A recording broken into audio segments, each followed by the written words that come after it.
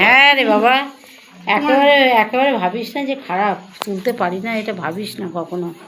সেইরকম ভাড়া করা বলছি, শোন শোন শোন, আমার তো হাত ব্যথা করে এত।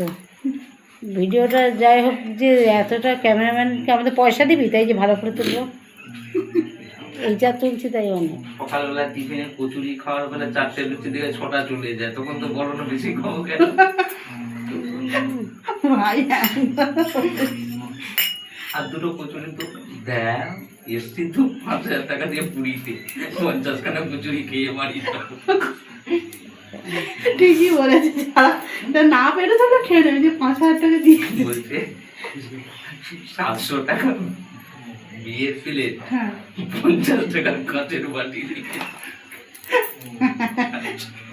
যার জন্য এটাও কিন্তু ভিডিও হচ্ছে। বন্ধ করো, ওটা সেই করে না, যখন হবে তখন করবে।